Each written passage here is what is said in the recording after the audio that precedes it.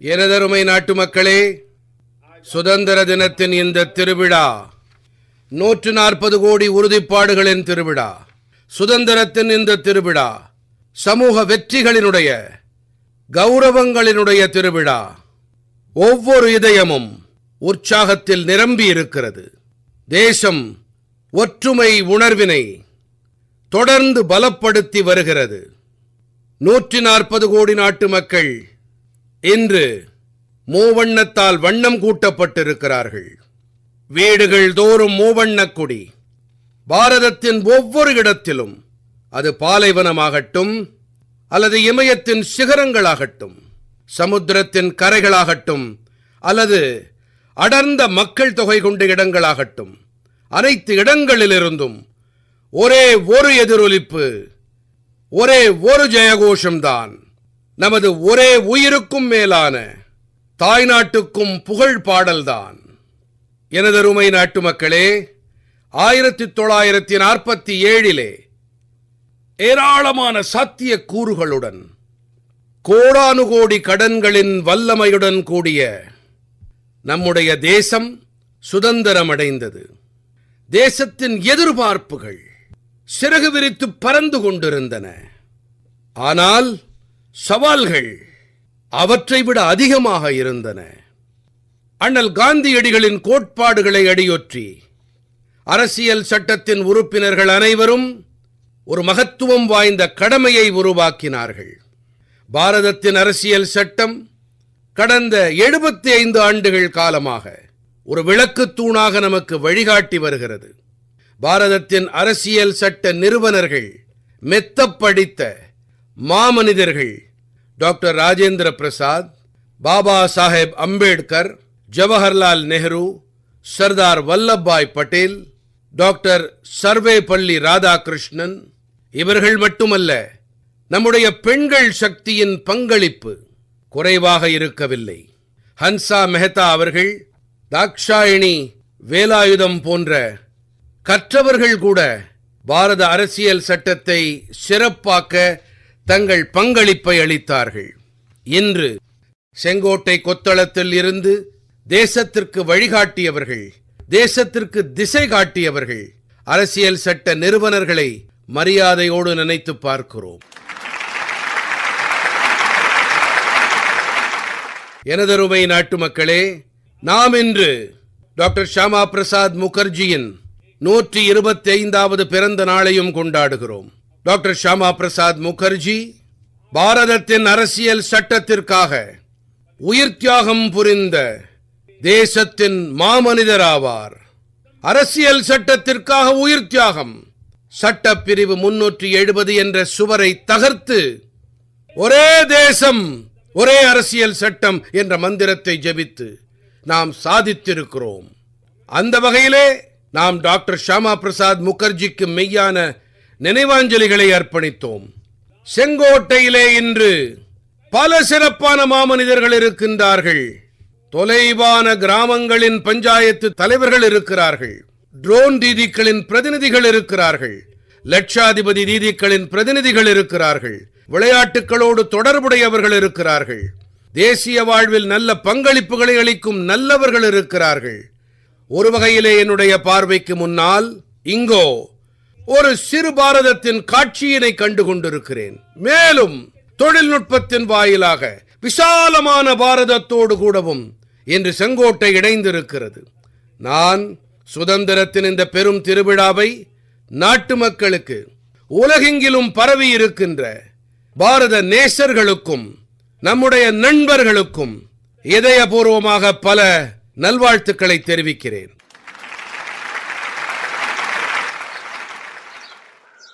நண்பர்களே, இயற்கை நம் அனைவரையும் சோதித்து பார்க்கிறது. கடந்த சில நாட்களிலே இயற்கை பேரிடர்கள், நிலநடுக்கங்கள், மேக வெடிப்புகள், இப்படி எத்தனையோ பேரிடர்களை அனுபவித்து வருகிறோம். பாதிக்கப்பட்டவர்களிடம் நமது இதயம் கனிகிறது. மாநில அரசுகள் மற்றும் மத்திய அரசும் இணைந்து மீட்புப் பணிகள், நிவாரணப் பணிகள், புனரமைப்பு பணிகளில் முழு சக்தியோடு ஈடுபட்டு வருகிறார்கள். நண்பர்களே, இன்று ஆகஸ்ட் 15 சிறப்பான மகத்துவத்தை நான் உணர்கிறேன். எனக்குள் பெருமிதம் பொங்குகின்றது.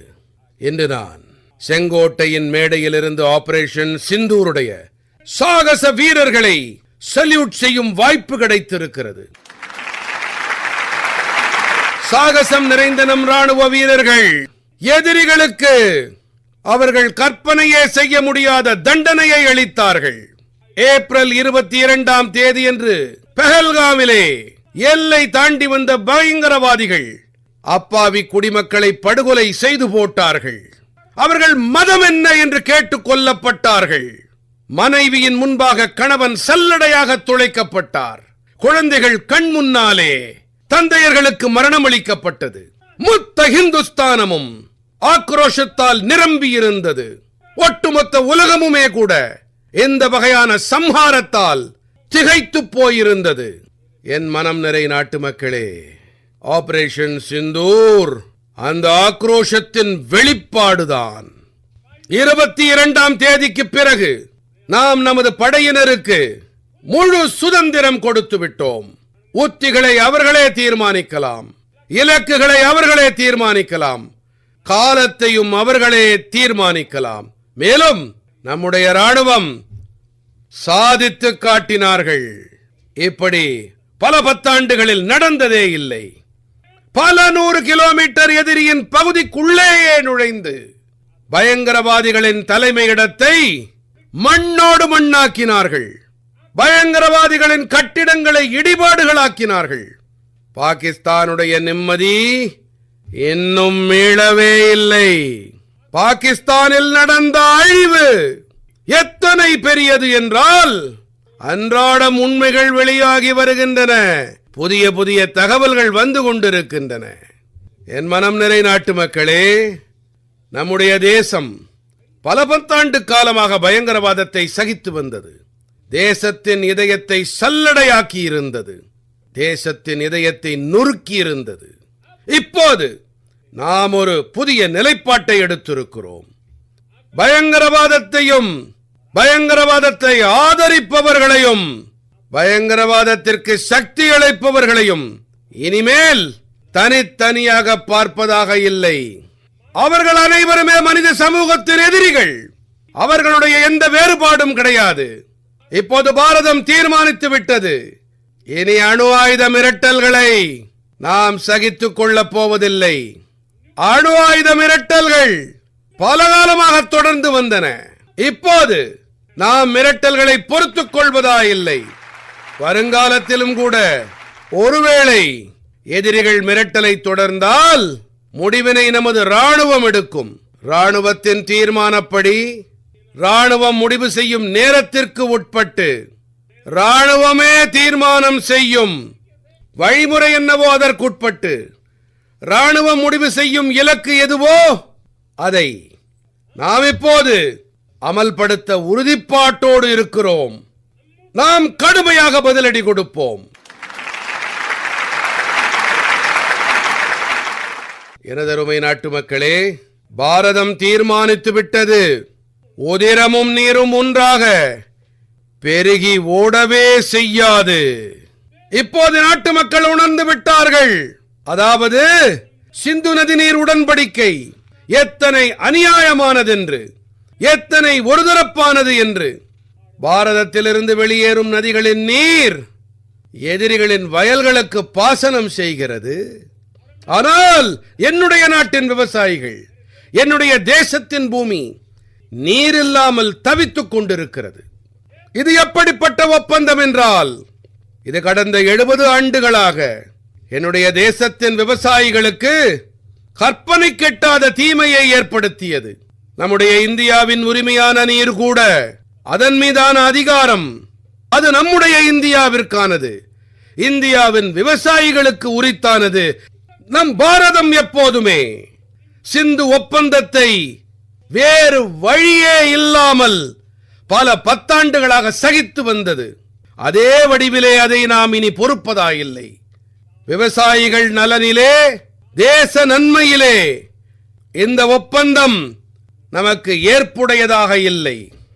எனதருமை நாட்டு மக்களே, சுதந்திரத்திற்காக எண்ணற்ற உயிர் தியாகம் புரிந்தார்கள். இளைஞர்கள் தங்களுடைய இளமையை துறந்தார்கள், சிறைகளிலே வாழ்க்கையை கழித்தார்கள், தூக்கு மேடையில் புன்சிரிப்போடு ஏறினார்கள். எந்த ஒரு சுயநலத்தோடும் அவர்கள் இதை செய்யவில்லை. அவர்கள் பாரத அன்னையின் பாசமிக்க மைந்தர்கள். கோடானு கோடி மக்கள் சுதந்திரத்திற்காக, அடிமைத்தனங்களை தவிர்ப்பதற்காக, மேலும் மனதிலே ஒரே உணர்வுதான் இருந்தது, சுயமரியாதை. நண்பர்களே, அடிமைத்தளையானது நம்மை வறியவர்களாக ஆக்கிவிட்டது, பனாதிகளாக ஆக்கிவிட்டது. அடிமைத்தளையானது நம்மை சார்ந்திருப்பவர்களாக ஆக்கியது, மற்றவர்களை அண்டிப் பிழைக்கும் நிலை அதிகரித்து வந்தது. நாம் அனைவரும் நன்கறிவோம், சுதந்திரத்திற்கு பிறகு கோடானு கோடி மக்களின் பசியை போக்குவது பெரும் சவாலாக இருந்தது. ஆனால் என்னுடைய தேசத்தின் இதே விவசாயிகள்தான் தம்முடைய வியர்வையையும் உதிரத்தையும் சிந்தினார்கள். தேசத்தின் உணவுக் களஞ்சியத்தை நிரப்பினார்கள். தானியங்கள் விஷயத்திலே தேசத்தை தற்சார்புடையதாக ஆக்கினார்கள். ஒரு தேசத்திற்காக சுயகௌரவத்தின் மிகப்பெரிய உரைகள் இன்றும் கூட அதனுடைய தற்சார்பு நிலைதான். எனக்கு பிரியமான நாட்டு மக்களே, பாரதமும் கூட தற்சார்பு பாரதம்தான். யார் மற்றவர்களை அதிகம் சார்ந்து வாழ்கிறார்களோ அவர்களுடைய சுதந்திரத்தின் மீது அந்த அளவுக்கு பெரும் கேள்விக்குறி எழுகிறது. அவல நிலை எப்போது ஏற்படுகிறது என்றால், சார்ந்து வாழ்வது பழக்கமாகி போகும்போது தெரியவே செய்யாது அது நாம் எப்போது தற்சார்பு நிலையை விடுக்கிறோம் என்று, எப்போது மற்றவர்களை சார்ந்து வாழத் தொடங்குகிறோம் என்று. இந்த பழக்கம் மிகவும் அபாயகரமானது. ஆகையினாலே தற்சார்பு நிலையில் வாழ வேண்டும் என்றால் ஒவ்வொரு கணமும் விழிப்போடு இருக்க வேண்டும். எனதருமை நாட்டு மக்களே, தற்சார்பு தன்னையின் உறவு வெறும் ஏற்றுமதி இறக்குமதி, ரூபாய், பைசா, பவுண்ட், டாலர் என்பதோடு நின்று போவதில்லை. அதற்கு இத்தகைய குறுகிய அர்த்தம் கிடையாது. தற்சார்பு தன்மையின் உறவு நம்முடைய வல்லமையோடு தொடர்புடையது. தற்சார்பு தன்மைக்கு முடிவு ஏற்பட்டால் அப்போது வல்லமையும் கூட தொடர்ந்து பலவீனப்பட்டு போகும். அந்த வகையிலே நமது வல்லமையை நாம் தற்காத்துக் கொள்ள, பாதுகாப்பாய் வைக்க, மேலும் வளர்த்தெடுக்க தற்சார்போடு நாம் இருக்க வேண்டியது மிகவும் அவசியம். நண்பர்களே, ஆபரேஷன் சிந்தூரில் பார்த்தோம், மேட் இன் இந்தியா எத்தனை சிறப்போடு செயல்பட்டது என்பதை. எதிரிகளுக்கு தெரியக்கூட வரவில்லை இது என்ன மாதிரியான ஆயுதம் என்று, இது எந்த மாதிரியான வல்லமை என்று. நொடிப்பொழுதில் அவர்களை அழித்து விட்டதே என்று. சிந்தியுங்கள், நாம் தற்சார்புடையவர்களாக இல்லாதிருந்தால் இந்த ஆபரேஷன் சிந்தூரை இத்தனை விரைவாக முடித்திருக்க முடியுமா என்ன? யார் சப்ளை அளிப்பார்களோ அளிக்க மாட்டார்களோ, உடனடியாக பொருள் வந்து சேருமா சேராதா என்ற கவலை அளித்திருக்கும். ஆனால் நம்மிடமோ மேட் இன் இந்தியாவின் சக்தி, அதன் வல்லமை நம்முடைய ராணுவத்தின் கைகளிலே இருந்தது. ஆகையினாலே கவலையே இல்லாமல், தடையே இல்லாமல், எந்தவித சங்கடமும் இல்லாமல் நம்முடைய ராணுவம் பராக்கிரமத்தை வெளிப்படுத்தியது. கடந்த 10 ஆண்டு காலமாக தொடர்ந்து பாதுகாப்புத் துறையிலே தற்சார்பு நிலையை ஒரு லட்சியமாக கொண்டு நாம் செயல்பட்டு வருகின்றோம். அதன் பலனை இன்று பார்க்கிறோம். நண்பர்களே, மேலும் ஒரு விஷயத்தை உங்கள் கவனத்திற்கு கொண்டு வர விரும்புகிறேன். இதை யாராலும் மறுக்க முடியாது. 21ஆம் நூற்றாண்டு தொழில்நுட்பத்தால் இயக்கப்படும் நூற்றாண்டாகும். எப்போது தொழில்நுட்பத்தால் இயக்கப்படுகிறதோ வரலாற்றை நாம் திரும்பி பார்த்தால் அது சான்றாக விளங்கும். எந்த நாடுகளெல்லாம் தொழில்நுட்பத்தில் வல்லவர்களாக இருந்தார்களோ அந்த நாடுகள் வளர்ச்சியின் சிகரங்களை எட்டினார்கள், உச்சங்களை தொட்டார்கள். பொருளாதார சக்தி புதிய எல்லையை அடைந்தது. தொழில்நுட்பத்தின் பல்வேறு நிலைகளை பேசும்போது நான் குறை கடத்திகள் பற்றி உங்கள் கவனத்தை ஈர்க்க விரும்புகிறேன். சுருக்கமாக கூறுகிறேன். நான் இங்கே செங்கோட்டையிலிருந்து எந்த ஒரு அரசியல் பற்றியோ ஆட்சியை பற்றியோ விமர்சிக்க நினைக்கவில்லை, விமர்சிக்கவும் விரும்பவில்லை. ஆனால் தேசத்தின் இளைய தலைமுறையினருக்கு தகவல்கள் தெரிவது மிகவும் அவசியமானது. நம்முடைய தேசத்திலே 50-60 ஆண்டுகளுக்கு முன்பாக குறை கடத்திகள் தொடர்பாக கோப்புகள் எழுதப்பட்டன. 50-60 ஆண்டுகளுக்கு முன்பாக தொழிற்சாலைகள் தொடங்க சிந்திக்கப்பட்டது. இளைஞர்களே, நீங்கள் உண்மையை தெரிந்து கொண்டால் ஆச்சரியப்படுவீர்கள்.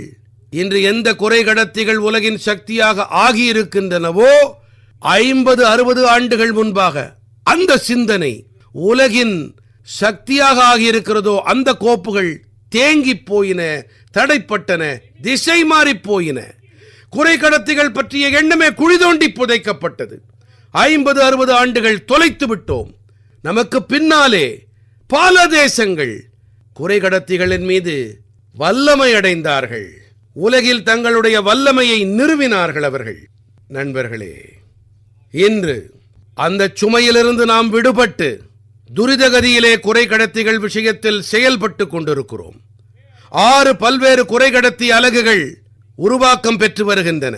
4 புதிய அலகுகளுக்கு நாம் ஏற்கனவே பச்சை கொடி காட்டிவிட்டோம், அனுமதித்து விட்டோம்.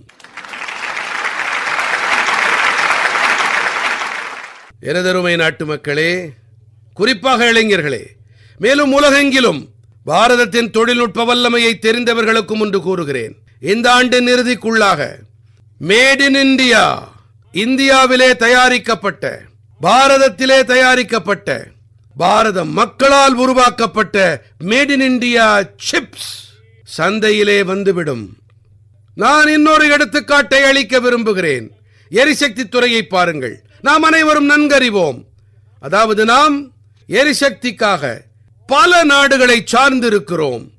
பெட்ரோல் ஆகட்டும், டீசல் ஆகட்டும், எரிவாயுவாகட்டும் பல லட்சம் கோடி ரூபாய் செலவு செய்து தருவிக்க வேண்டியிருக்கிறது. நாம் இந்த விஷயத்தில் தேசத்தை தற்சார்புடையதாக ஆக்க வேண்டும். எரிசக்தியில் தேசத்தை தற்சார்புடையதாக ஆக்குவது முக்கியமானது. நாம் சவாலை ஏற்றிருக்கிறோம். மேலும் 11 ஆண்டுகளிலே சூரிய சக்தி 30 மடங்கு அதிகரித்து விட்டது. நாம் புதிய புதிய அணைகளை கட்டுகிறோம். இதனால் புனல் மின்சாரம் விரிவடையும். நமக்கும் மாசில்லா எரிசக்தி கிடைக்கும். பாரதம் மிஷன் பசும் ஹைட்ரஜன் தொடர்பாக இன்று ஆயிரக்கணக்கான கோடி ரூபாயை முதலீடு செய்து வருகிறது. எதிர்கால எரிசக்தியை கவனத்தில் கொண்டு, எரிசக்தி களத்தை கவனத்தில் கொண்டு பாரதம் அணுசக்தி ஆற்றலின் மீதும் அதிக முன்னெடுப்புகளை செய்து வருகிறது. அணுசக்தி ஆற்றலிலே 10 புதிய அணுசக்தி கொதிகலன்களில் விரைவாக பணிகள் நடக்கின்றன.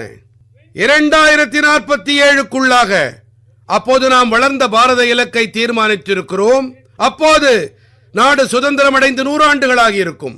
நாம் அணுசக்தி ஆற்றல் திறனிலே 10 மடங்கிற்கும் அதிகமாக உற்பத்தி செய்யும் இலக்கு விதித்து பயணித்து வருகிறோம். எனதருமை நாட்டு மக்களே, சீர்திருத்தம் நிரந்தரமாக தொடரும் பணி. காலத்திற்கேற்ப, சூழ்நிலைக்கேற்ப தொடர்ந்து சீர்திருத்தங்களை மேற்கொள்ள வேண்டும். அணு ஆயுத ரியாக்டர்கள் விஷயத்தில் ஒரு பெரும் சீர்திருத்தத்தை மேற்கொள்ள இருக்கிறோம். நாம் இப்போது தனியார் துறைக்கு கூட அணுசக்தி ஆற்றலை, அதன் கதவுகளை திறந்து விட்டோம். நாம் சக்தியை இணைக்க விரும்புகின்றோம். எனதருமை நாட்டு மக்களே, சூழல் வெப்பமடைதல் தொடர்பாக உலகம் கவலைப்படும் வேளையிலே உலகிற்கு நான் ஒன்று கூற விரும்புகின்றேன். அதாவது பாரதம் தீர்மானித்திருந்தது, நாம் 2030க்குள்ளாக தூய்மையான எரிசக்தி பாரதத்தில் 50% கொண்டு சேர்ப்போம் என்று. இது 2030க்கு உண்டான நமது இலக்கு. என்னுடைய நாட்டு மக்களின் வல்லமையை பாருங்கள், என்னுடைய நாட்டு மக்களின் உறுதிப்பாட்டினை பாருங்கள். தேசத்தை வளர்ந்த தேசமாக ஆக்க அவர்களின் உறுதியை பாருங்கள். அதை நிறைவேற்ற அவர்களின் சுறுசுறுப்பை பாருங்கள்.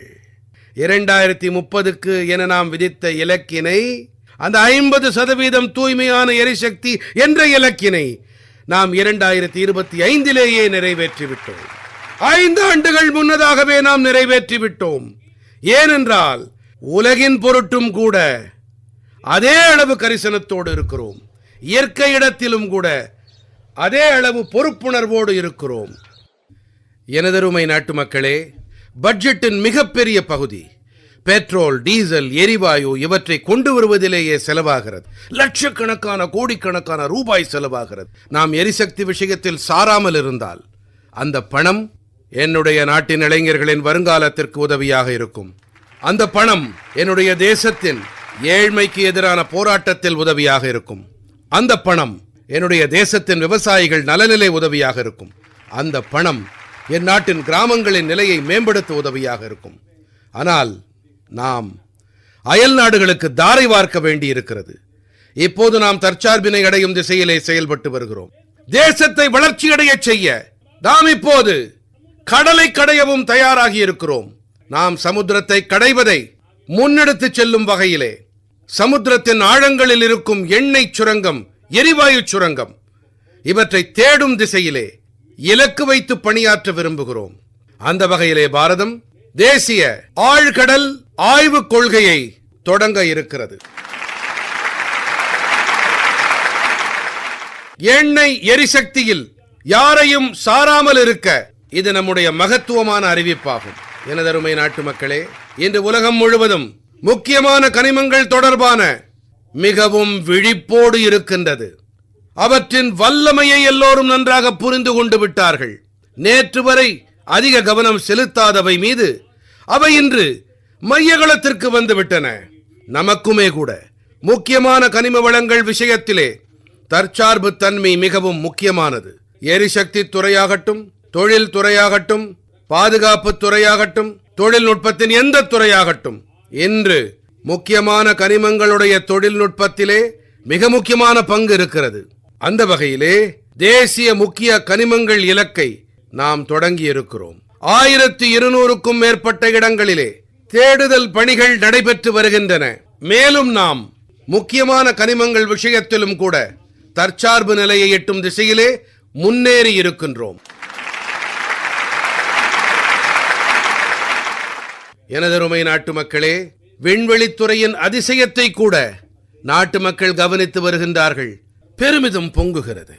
அதோடு நம்முடைய குரூப் கேப்டன் சுபான்ஷு சுக்லா விண்வெளி நிலையத்திலிருந்து திரும்பி விட்டார். அடுத்து வரவிருக்கும் தினங்களிலே அவர் பாரதம் வர இருக்கிறார்.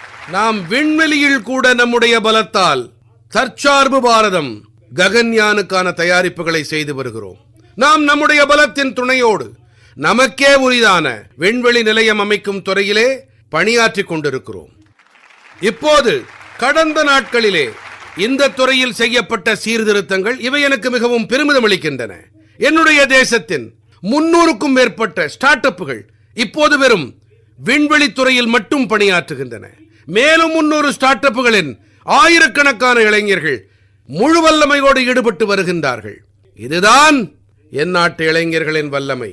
மேலும் இதுதான் நம்முடைய தேசத்தின் இளைஞர்களிடம் நாம் வைத்திருக்கும் நம்பிக்கை.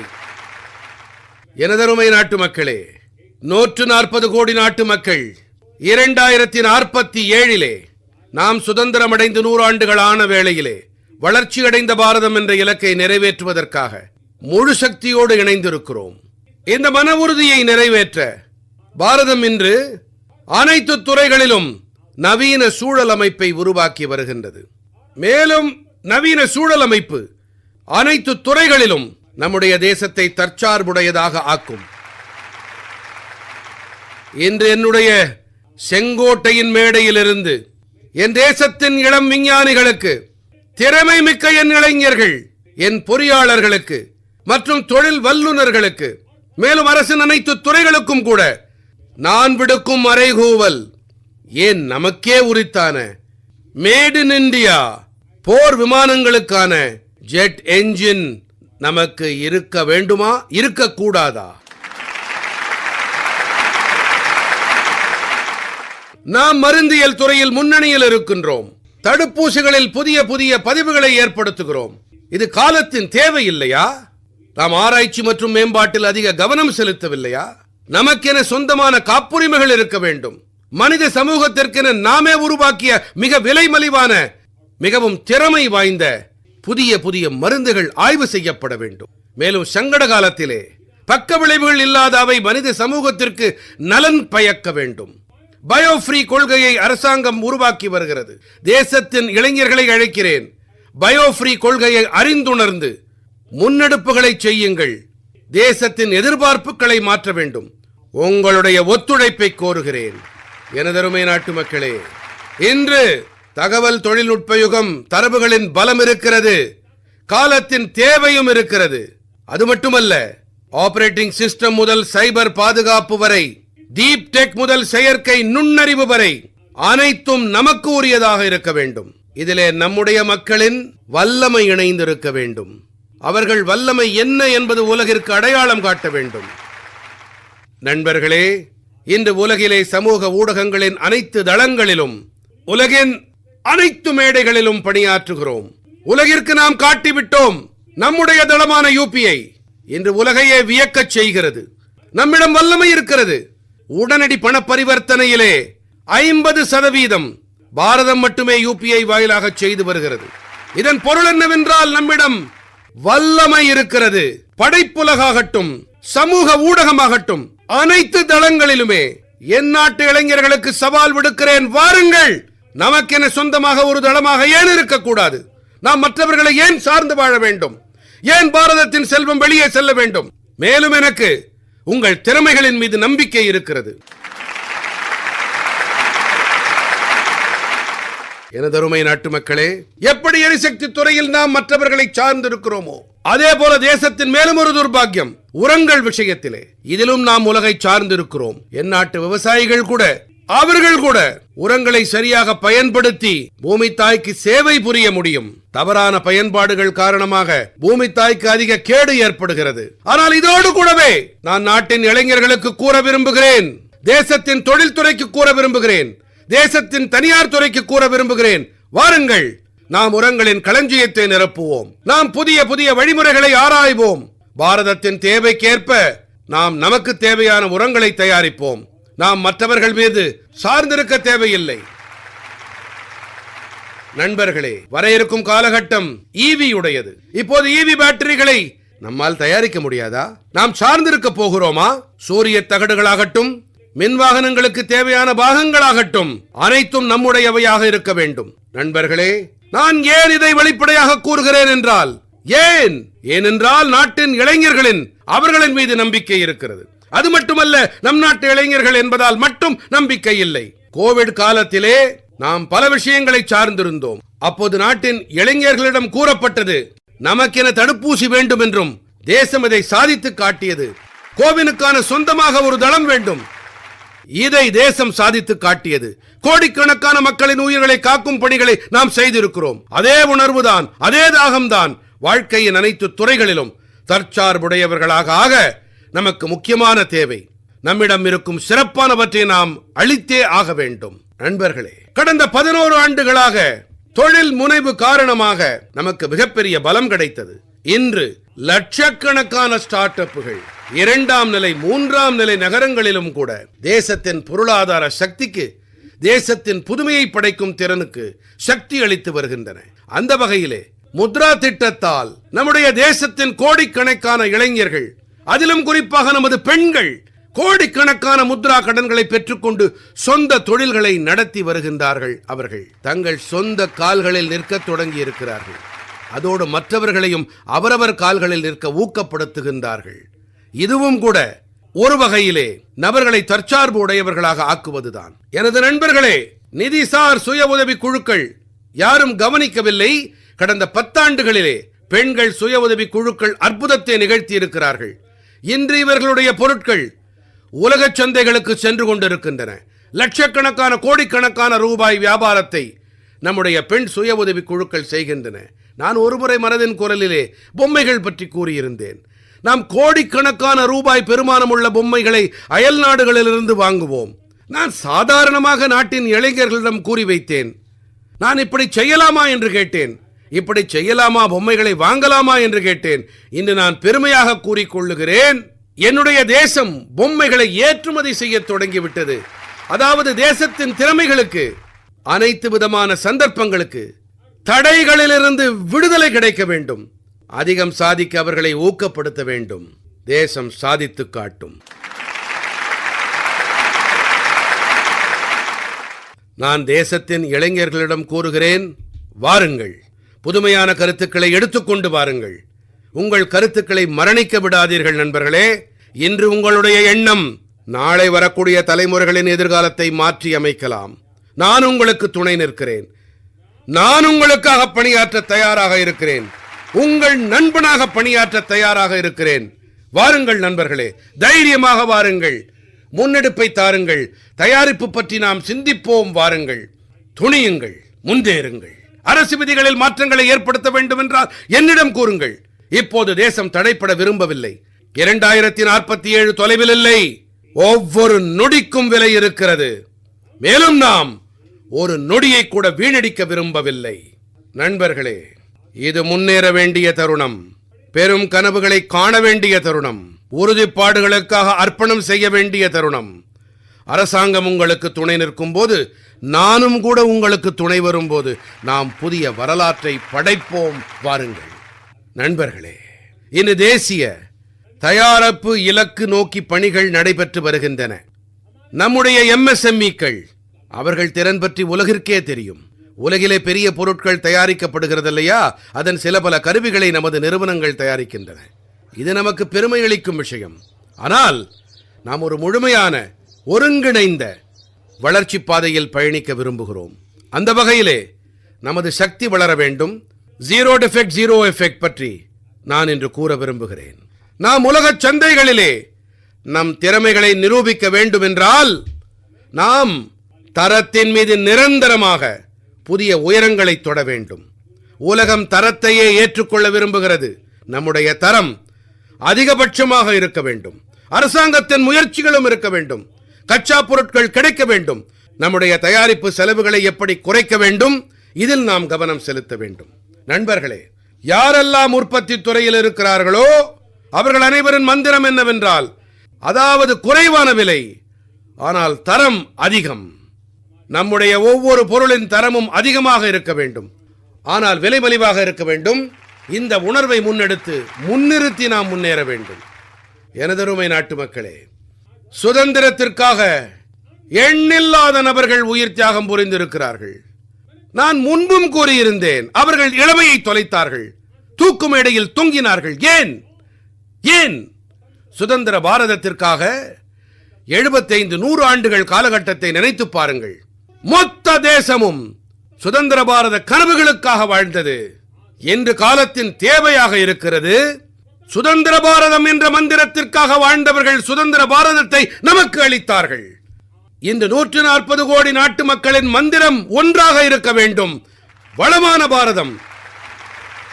கோடானு கோடி மக்களின் தியாகங்களால் சுதந்திர பாரதம் உருவாக முடியும் என்றால், கோடானு கோடி மக்களுடைய உறுதிப்பாட்டால், திறமைகளால் தற்சார்பு உடையவர்களாக ஆவதிலிருந்து, உள்ளூர் பொருட்களுக்காக குரல் கொடுப்பதால், சுதேசி மந்திரத்தை ஜபம் செய்வதால் தன்னிறைவான பாரதம் சாத்தியம் கண்டிப்பாக ஆகும்.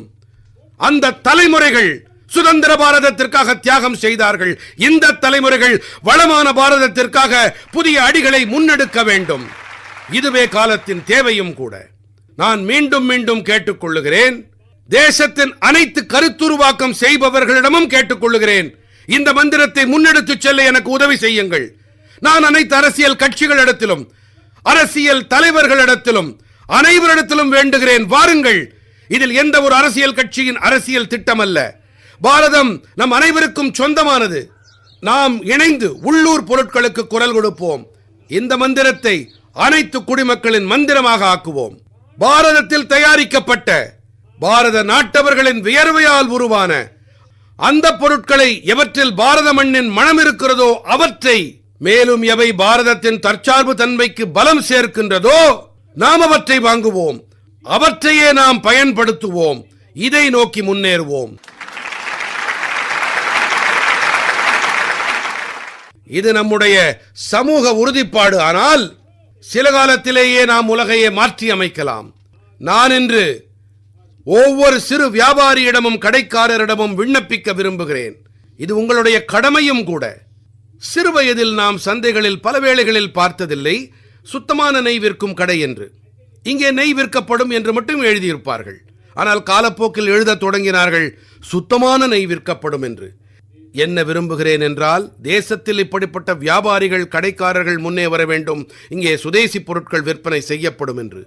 இப்போது நாம் சுதேசி பொருட்கள் மீது பெருமை கொள்ள தொடங்கி இருக்கிறோம். நாம் சுதேசியை வலுக்கட்டாயமாக அல்ல, வலிமையோடு பயன்படுத்துவோம், வலிமைக்காக பயன்படுத்துவோம். தேவைப்பட்டால் எதிரிகளை பலவீனப்படுத்தவும் பயன்படுத்துவோம். இதுவே நமது பலமாக இருக்க வேண்டும். நமது மந்திரமாக இருக்க வேண்டும். எனதருமை நாட்டு மக்களே, நீண்ட காலமாக எனக்கு அரசாங்கத்திலே பணியாற்றும் வாய்ப்பு கிடைத்திருக்கிறது. நான் பல ஏற்ற இறக்கங்களை பார்த்திருக்கிறேன். அரசியலில் உள்ள பல சிக்கல்களை நான் அறிவேன். அமைப்புகளின் வரம்புகளையும் நான் அறிவேன். ஆனால் இவற்றை தாண்டியும் கூட நம்முடைய பொறுப்பு என்னவென்றால், அதாவது நான் யாருடைய கோட்டையும் குறைவாக்குவதிலே நம்முடைய சக்தியை விரயமாக்க வேண்டாம் என்று கேட்டுக்கொள்ளுகிறேன். நான் மிகுந்த அனுபவத்தோடு பேசுகிறேன். மற்றவர்களுடைய கோட்டை குறைப்பதற்காக நாம் நம்முடைய சக்தியை வீணாக்க வேண்டாம். நாம் முழு சக்தியோடு நம்முடைய கோட்டை பெரிதாக்க வேண்டும். நாம் நம்முடைய கோட்டை பெரிதாக போடுவோம். அப்போதுதான் உலகம் நம்மை பற்றி புரிந்து கொள்ளும். இன்று உலக சூழ்நிலைகளிலே பொருளாதார சுயநலம் தொடர்ந்து அதிகரிக்கும் வேளையிலே காலத்தின் தேவை என்னவென்றால், நாம் அந்த சங்கடங்களைக் கண்டு ஒப்பாரி வைக்க தேவையில்லை. உளவுறுதியோடு நாம் அந்த கோட்டினை பெரிதாக ஆக்குவோம். மேலும் நான் 25 ஆண்டு கால ஆட்சி அனுபவத்திலிருந்து கூறுகிறேன், இந்த பாதையை நாம் தேர்ந்தெடுத்து விட்டால், அனைவரும் தேர்ந்தெடுத்து விட்டால், பிறகு எந்த சுயநலமும் நம்மை எந்த சங்கிலிகளாலும் பிணைக்காது. எனதருமை நாட்டு மக்களே, கடந்த 10 ஆண்டுகளிலே நாம் ரிஃபார்ம், பர்ஃபார்ம், டிரான்ஸ்ஃபார்ம் செய்து வருகிறோம். ஆனால் இப்போது மேலும் புதிய வலுவை சேர்க்க வேண்டும். கடந்த நாட்களில் நாம் பல சீர்திருத்தங்களை மேற்கொண்டோம். அந்நிய நேரடி முதலீடாகட்டும், காப்பீடு நிறுவனங்களாகட்டும், உலக பல்கலைக்கழகங்களை இந்தியாவிலே அவற்றுக்கு இடமளிப்பதாகட்டும், பல சீர்திருத்தங்களை செய்திருக்கிறோம். 40,000த்திற்கும் மேற்பட்ட தேவையற்ற கீழ்ப்படிதல்களை நாம் நீக்கி இருக்கிறோம். இது மட்டுமல்ல, 1500க்கும் மேற்பட்ட பழைய சட்டங்களை, மிக பழமையானவற்றை அனைத்தையும் நாம் முடித்து விட்டோம். பல டஜன் சட்டங்களை எளிமையாக்கும் வகையிலே நாடாளுமன்ற கூட்டத்தொடரிலே மக்களின் நலன்களை பிரதானமாக கொண்டு மாற்றங்களை ஏற்படுத்தினோம். இந்த முறையும் கூட பட்டி தொட்டி வரை சென்றடைந்திருக்காது இவை. ஆனால் ஒரு மிகப்பெரிய சீர்திருத்தம் வருமான வரி சட்டத்திலே நடந்திருக்கிறது. சுமார் 280க்கும் மேற்பட்ட பிரிவுகளுக்கு முடிவு கட்டும் வேலையை நாங்கள் செய்திருக்கிறோம். மேலும் நண்பர்களே, இது பொருளாதார துறையோடு மட்டுமான சீர்திருத்தம் அல்ல. நாங்கள் குடிமக்களின் வாழ்க்கையையும் கூட சுலபமானதாக ஆக்க தீர்மானித்திருக்கிறோம். வருமான வரி ரீஃபண்ட் ஆகட்டும், இது சீர்திருத்தத்தின் பலனாகும். ஃபேஸ்லெஸ் அசஸ்மெண்ட் ஆகட்டும், சீர்திருத்தங்களின் பலனே இது. 12 லட்சம் ரூபாய் வரை என்று வருமான வரியிலிருந்து விலக்களிக்கப்பட்டிருக்கிறது. தேசத்தினுடைய வருங்காலத்தை தீர்மானிக்க உற்சாகத்தோடு மத்திய தட்டு மக்கள் என்று மிகவும் சந்தோஷமாக இருக்கிறார்கள். யாரும் இதுவரை நினைத்து கூட பார்த்ததில்லை. 12 லட்சம் ரூபாய் வரையிலான வருமான வரி பூஜ்யமாக்கப்படுவது இன்று நடந்தே விட்டது. தேசத்தின் வல்லமை அதிகரிக்கும் போது நாட்டு மக்களுக்கு ஆதாயங்கள் கிடைக்கின்றன.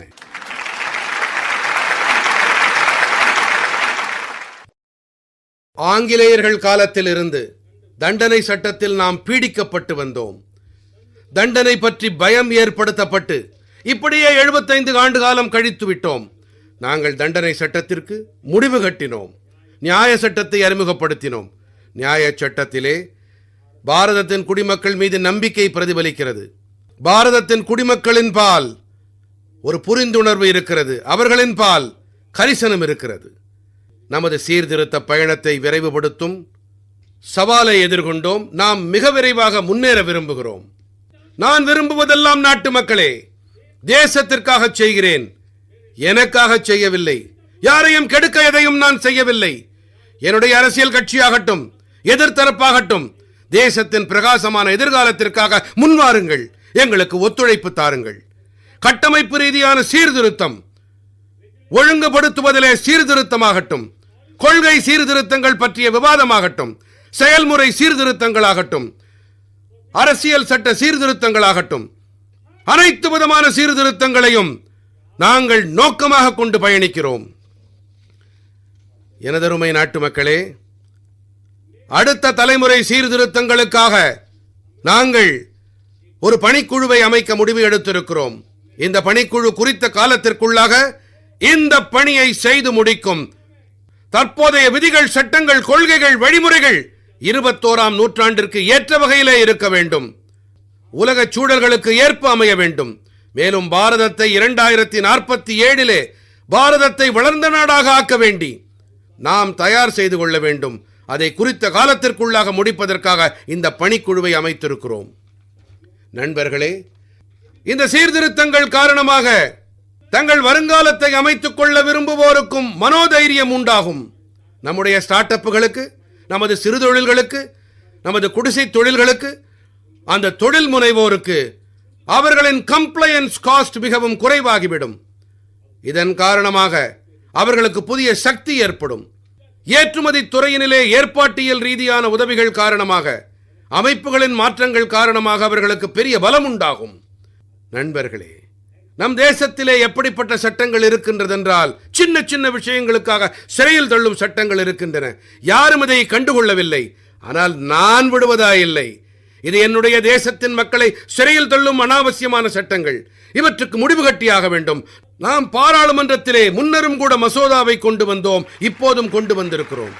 நண்பர்களே, இந்த தீபாவளி அன்று உங்களுக்கு இரட்டை தீபாவளி மகிழ்ச்சியை அளிக்க இருக்கிறோம். இந்த தீபாவளியின் போது உங்களுக்கு மிகப்பெரிய பரிசினை நாங்கள் நாட்டு மக்களுக்கு அளிக்க இருக்கிறோம். கடந்த 8 ஆண்டுகளாக ஜிஎஸ்டி சீர்திருத்தத்தை செய்து வருகிறோம். மொத்த தேசத்திலும் வரிச்சுமையை குறைத்திருக்கிறோம். வரி அமைப்பு முறைகளையும் எளிதாக்கி இருக்கின்றோம். மேலும் 8 ஆண்டுகளுக்கு பிறகு காலத்தின் தேவை, நாம் அவற்றை சீராய்வு செய்ய வேண்டும் என்பது. நாங்கள் ஒரு உயர்மட்ட குழுவை ஏற்படுத்தி மறுசீராய்வை தொடங்கி இருக்கிறோம். மாநிலங்களோடும் கலந்தாய்வு செய்திருக்கிறோம். எனதருமை நாட்டு மக்களே, நாங்கள் அடுத்த தலைமுறை ஜிஎஸ்டி சீர்திருத்தங்களை கொண்டு வர இருக்கின்றோம். இந்த தீபாவளிக்கு உள்ளாகவே உங்களுக்கெல்லாம் இது பரிசாக அமையும். சாமானிய மனிதர்களின் தேவைகளின் மீதான வரி அதிக அளவில் குறைக்கப்பட்டுவிடும். மிகப்பெரிய வசதி உண்டாகும். நம்முடைய எம்எஸ்எம்இக்கள், சிறுதொழில்கள், இவற்றுக்கு பெரிய ஆதாயம் ஏற்படும். அன்றாட பயன்பாட்டு பொருட்கள் மிகவும் விலை மலிவாகிவிடும். இதனால் பொருளாதாரத்திற்கும் கூட ஒரு புதிய பலம் கிடைக்கவிருக்கின்றது. எனதருமை நாட்டு மக்களே, இன்று தேசம் 3வது பெரிய பொருளாதாரமாக ஆகும் திசையில் செல்கிறது. விரைவு கதியில் முன்னேறி வருகிறது. நாம் கதவுகளை தட்டி கொண்டிருக்கிறோம். மேலும் மிக விரைவாக நாம் இதை அடைந்தே விடுவோம். என்றாவது ஒரு நாள் நான் உங்களிடையே வருவேன். செங்கோட்டையின் மேடையில் இருந்து இந்த தகவலையும் உங்களுக்கு அளிப்பேன். இன்று பாரதத்தின் பொருளாதாரம் மற்றும் பொருளாதார நிலைமையை பார்த்து உலகம் முழுவதும் தெம்போடு இருக்கின்றது. இத்தனை நிலையற்ற தன்மைக்கு இடையேயும் பாரதம் நம்பிக்கை கீற்றை வெளிப்படுத்துகின்றது. நிதிசார் ஒழுங்குத்தன்மை, பாரதத்தின் நிதிசார் ஆற்றல் சங்கட காலத்திலே, பொருளாதாரங்கள் வீழ்ந்திருக்கும் வேளையிலே, அப்போது பாரதம் அதிலிருந்து வெளியேறி வந்துவிட்டது. இந்த நம்பிக்கை உலகத்தில் மலர்ந்திருக்கிறது.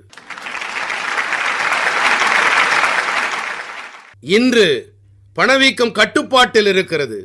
அந்நிய செலாவணி கையிருப்பு நம்மிடத்திலே வளமாக இருக்கின்றது. நமது மேக்ரோ பொருளாதார குறியீடுகள் மிகவும் வலுவாக இருக்கின்றன. உலக தர நிர்ணய நிறுவனங்களும் கூட தொடர்ச்சியாக பாரதத்தை பாராட்டி வருகின்றார்கள். பாரதத்தின் பொருளாதாரத்தின் மீது அதிகபட்ச நம்பிக்கையை வெளிப்படுத்துகின்றார்கள். இந்த வளர்ந்து வரும் பொருளாதாரத்தின் லாபம் என் நாட்டின் ஏழைகளைச் சேர வேண்டும். என் நாட்டின் விவசாயிகளுக்கு கிடைக்க வேண்டும். என் தேசத்தின் பெண் சக்திக்கு கிடைக்க வேண்டும். என் தேசத்தின் மத்திய தட்டு மக்களுக்கு கிடைக்க வேண்டும். என் தேசத்தின் வளர்ச்சி ஓட்டத்திற்கு பலமளிக்கக்கூடியதாக அது அமையட்டும். இந்த திசையிலே நாங்கள் புதிய புதிய முயற்சிகளை மேற்கொள்கிறோம். இன்று இளைஞர்களுக்கு, புதிய புதிய துறைகளில் நமது இளைஞர்களுக்கு சந்தர்ப்பங்கள் ஏற்பட்டு வருகின்றன. திறன் மேம்பாடு, வேலை வாய்ப்பு, பெரிய பெரிய கம்பெனிகளில் உள்ளிருப்பு பயிற்சி, இவை தொடர்பாக பெரிய அளவில் இயக்கம் நடந்து கொண்டிருக்கிறது. அந்த வகையிலே தேசத்தின் இளைஞர்களே, இன்று நான் உங்களுக்காகவும் கூட ஒரு சுகமான செய்தியை கொண்டு வந்திருக்கிறேன்.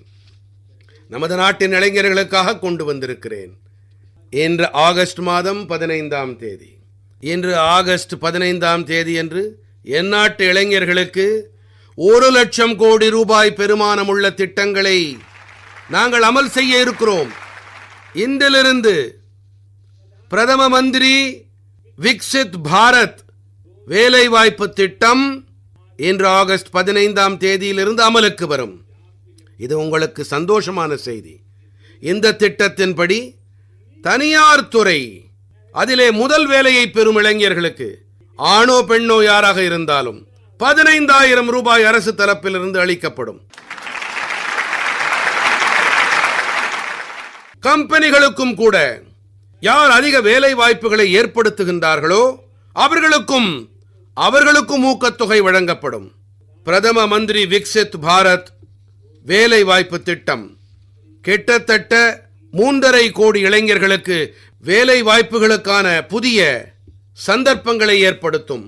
நான் இளைஞர்கள் அனைவருக்கும் இதற்கான பல வாழ்த்துக்களை தெரிவித்துக் கொள்ளுகிறேன்.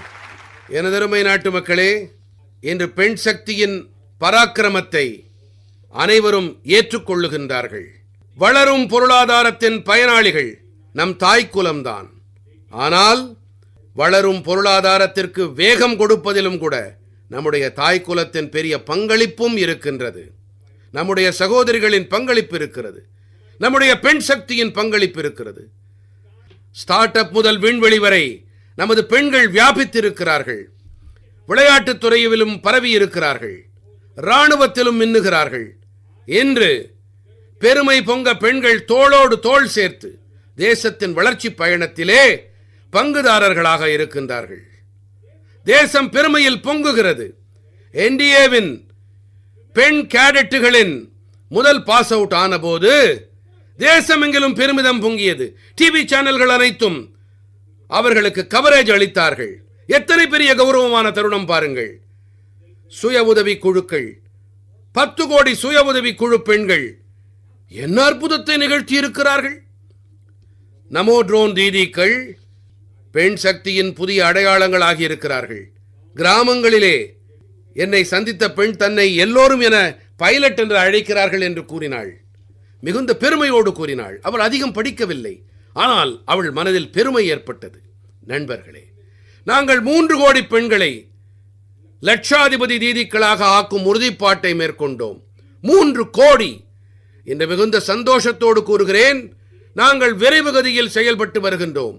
குறித்த காலத்திற்கு முன்பாகவே 3 கோடியை தாண்டி விடுவோம். இன்று நான் உவகையோடு நாட்டுக்கு தெரிவிக்க விரும்புகிறேன், என்னுடைய பெண் சக்தியின் வல்லமையை பாருங்கள். பார்த்து கொண்டிருக்கும் போதே 2 கோடி பெண்கள் லட்சாதிபதி தீதிக்களாக ஆகியும் விட்டார்கள். இன்று சில லட்சாதிபதி தீதிகள் என் முன்னே அமர்ந்திருக்கிறார்கள். இவர்களே வல்லமையின் அடையாளங்கள்.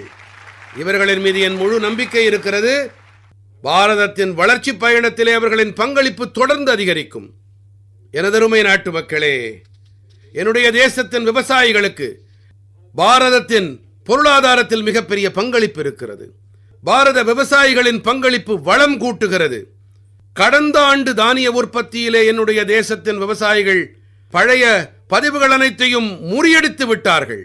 இதுதான் அவர்களின் வல்லமை. நாட்டு மக்களே, அதே அளவு நிலம், ஆனால் வழிமுறைகள் மாறின. நிலத்துக்கு நீர் சென்றது. நல்ல விதைகள் கிடைக்கத் தொடங்கின. விவசாயிகளுக்கு நல்ல வசதிகள் ஏற்பட ஆரம்பித்தன. அவர்கள் தங்களுடைய வல்லமையை நாட்டிற்கு அர்ப்பணிக்கிறார்கள். இன்று பாரதம் பால், பருப்பு வகைகள், சணல் போன்றவற்றின் உற்பத்தியிலே உலகிலே முதல் நிலையில் இருக்கின்றது. இன்று உலகத்தின் 2வது மிகப்பெரிய மீன் உற்பத்தியாளரான என்னுடைய மீனவ சகோதரர்களின் திறமைகளை பாருங்கள். மீன்வள உற்பத்தியிலே உலகில் நாம் 2வது இடத்தை அடைந்து விட்டோம். இன்று பாரதம் அரிசி, கோதுமை, பழங்கள், மேலும் காய்கறிகள் உற்பத்தியிலும் கூட உலகின் 2வது இடத்தை அடைந்து விட்டது. நண்பர்களே, இது உங்களுக்கு மகிழ்ச்சியை அளிக்கும். என்னுடைய தேசத்தின் விவசாயிகள் விளைவிக்கும் பொருட்கள் இன்று உலகத்தின் சந்தைகளை எல்லாம் சென்று சேர்கிறது. 4 லட்சம் கோடி ரூபாய் விளைபொருட்கள் உலகிற்கு ஏற்றுமதி செய்யப்பட்டிருக்கின்றது. நம் நாட்டின் விவசாயிகள் தங்கள் பலத்தை காட்டிவிட்டார்கள். நாம் சிறு விவசாயியாகட்டும், கால்நடையாளர்களாகட்டும், மீனவர்களாகட்டும், தேசத்தின் வளர்ச்சியில் பல நலத்திட்டங்களின் ஆதாயங்களை அவர்களிடத்தில் கொண்டு சேர்த்து வருகிறோம்.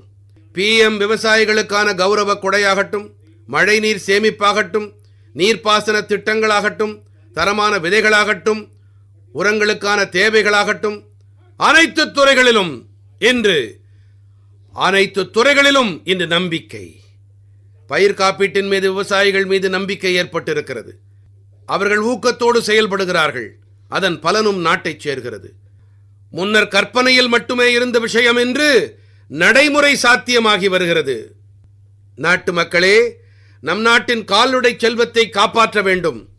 கோவிட் தடுப்பூசி நமக்கு இலவசமாக நினைவிருக்கலாம்.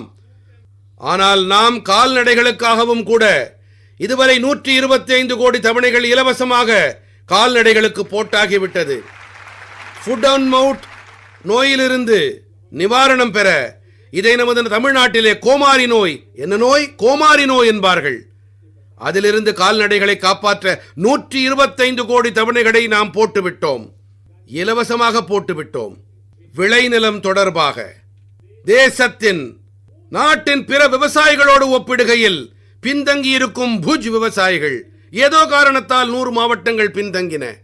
எதிர்பார்ப்பை விட அங்கே விவசாயம் குறைவுதான். ஆகையினால் நாங்கள் 100 மாவட்டங்களை அடையாளம் கண்டோம். மொத்த தேசத்திலும் அங்கே இருக்கும் விவசாயிகளுக்கு சக்தி அளித்து அவர்களுக்கு உதவிகள் அளிக்க ஒரு இயக்கத்தை முடுக்கிவிட்டோம் நாங்கள். இதன் பொருட்டு PM தனதானிய விவசாய திட்டம் தொடங்கப்பட்டது. PM தனதானிய விவசாய திட்டம் தேசத்தின் பின்தங்கிய 100 மாவட்டங்களுக்கு சற்று உதவி கிடைத்தாலும் கூட அங்கிருக்கும் விவசாயிகளும் நாட்டின் பிற விவசாயிகளுக்கு இணையாக ஆவார்கள். எனதருமை நாட்டு மக்களே, பாரதத்தின் விவசாயிகள், பாரதத்தின் மீனவர்கள், பாரதத்தின் கால்நடையாளர்கள், அவர்களோடு தொடர்புடைய எந்த ஒரு கேடு விளைவிக்கும் கொள்கைக்கு, அவர்களோடு தொடர்புடைய எந்த ஒரு கேடு விளைவிக்கும் கொள்கைக்கு முன்னால் மோடி பெருங்கற்சுவராக நிற்கின்றான். பாரதம் தன்னுடைய விவசாயிகள், தன்னுடைய கால்நடையாளர்கள், தனது மீனவர்களுடைய, தனது தொடர்புடைய விஷயத்திலே எப்போதும் எந்தவித சமரசமும் செய்து கொள்ளாது. என் இனிமையான நாட்டு மக்களே, ஏழ்மை எப்படிப்பட்டது? இதை புத்தகத்தை படித்து தெரிந்து கொள்ள அவசியம் எனக்கில்லை. அதை நான் நன்கறிவேன். அரசு அதிகாரத்திலும் இருந்திருக்கிறேன். ஆகையினாலே நான் தொடர்ந்து முயற்சித்திருக்கிறேன். அரசாங்கம் கோப்புகளில் அடங்கிவிடக் கூடாது. அரசாங்கம் நாட்டு மக்களின் வாழ்க்கையின் உயிராக இருக்க வேண்டும். பட்டியலினத்தவர்கள், பாதிக்கப்பட்டவர்கள், சீர்மரபினர், மறுக்கப்பட்டவர்கள், அவர்களின் பொருட்டு அரசாங்கம் ஆக்கப்பூர்வமாக நடந்து கொள்ள வேண்டும். அரசாங்கம் மக்கள் தரப்பில் இருக்க வேண்டும். அந்த திசையிலே நாங்கள் தொடர்ந்து முயற்சி செய்து வருகிறோம். சமூகத்தில் அனைத்து தேவை இருக்கும் மனிதர்களுக்கும், சிலருக்கு மனதில் தோன்றலாம், அரசு திட்டங்கள் முன்னர் கூட வந்தன. கண்டிப்பாக இல்லை. நாங்கள் அரசு நல திட்டங்களை களத்தில் இறக்குகிறோம். நிறைவேற்றுதலில் நாங்கள் கவனம் செலுத்துகிறோம். மேலும் சமூக நீதி தொடர்பாக மெய்யான கல்வி உண்டு என்றால் அது நிறைவு செய்வதில் மட்டுமே அடங்கி இருக்கிறது. இதிலே தேவையான யாரும் விடுபடக்கூடாது. உரிமையாளர் வீட்டிற்கே அரசாங்கம் செல்ல வேண்டும். அவர்கள் உரிமை பொருள் கிடைக்க வேண்டும். இதற்காக நாங்கள் பணியாற்றுகிறோம். ஜன்தன் கணக்குகள் திறக்கப்பட்ட போது அதை ஏதோ வங்கி கணக்கு என்பது போல அல்ல, அது மக்களுக்கு சுயமரியாதையை அளித்தது. வங்கி கதவுகள் எனக்காகவும் திறக்கும். நானும் வங்கி கதவுகள் வழியே நுழைந்து மேஜை மீது கை வைத்து பேச முடியும். இந்த நம்பிக்கையை நாங்கள் அளித்தோம். ஆயுஷ்மான் பாரதம் திட்டம் நோயை சகித்துக் கொள்ளும் பழக்கத்தில் இருந்து விடுபடவும் அவர்களுக்கு நல்ல உடல் பராமரிப்பு கிடைக்கும் சேவையை செய்தது.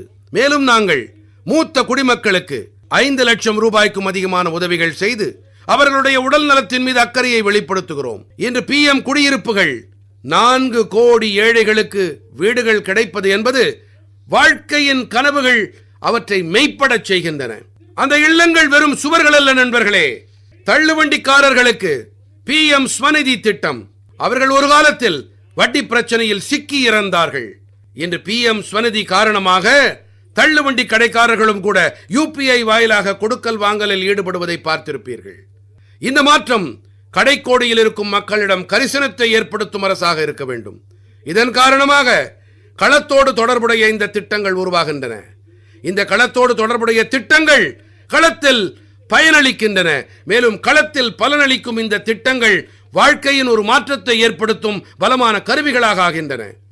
ஒரு காலத்திலே ஏழைகளாகட்டும், சீர்மரபினராகட்டும், விலக்கப்பட்டவர்களாகட்டும், மாற்றுத்திறனாளிகளாகட்டும், நம்முடைய கைம்பெண் தாய்மார்கள் சகோதரிகளாகட்டும் தங்களுடைய உரிமைகளுக்காக அலைய வேண்டியிருந்தது.